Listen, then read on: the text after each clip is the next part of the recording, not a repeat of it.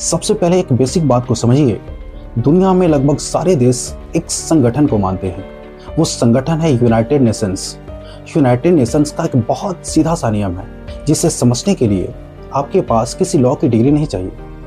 कोई भी देश किसी दूसरे देश पर जबरदस्ती हमला नहीं कर सकता।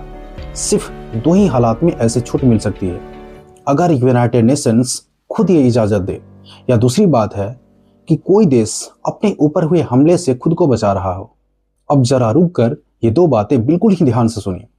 वेनेजुएला ने अमेरिका पर कोई हमला नहीं किया, यूनाइटेड नेशंस ने भी अमेरिका को कोई इजाज़त नहीं दी। तो पहली कड़ी में ही तस्वीर साफ हो जाती है कि कानून अमेरिका के पक्ष में नहीं खड़ा दिखता। और जब कानून साथ नहीं हो तो अगला सवाल अपने आप उठता है कि फिर अमेरिका ने किया क्या। यहीं से हम पहुंचते हैं दूसरी कड़ी में। अमेरिका ने वेनेजुएला के साथ आखिर किया क्या। अब यहाँ एक बहुत जरूरी बात को समझिए। अमेरिका ने वेनेजुएला पर सीधा बम ही गिराया, कोई मिसाइल अटैक नहीं किया। लेकिन उसने जो किया वो कई बार बम से भी ज़्यादा खतरनाक साबित होता है। अमेरिका ने आर्थिक प्रतिबंध लगाए।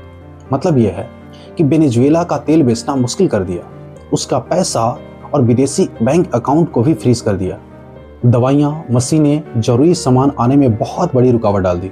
अब इसे बिल्कुल आम जिंदगी की भाषा में समझिए। जैसे किसी भी इंसान की नौकरी अगर उसे छीन ली जाए, उसके बैंक अकाउंट को लॉक कर दी जाए और फिर उससे कहा जाए कि अब तुम जिंदगी को जी कर दिखाओ।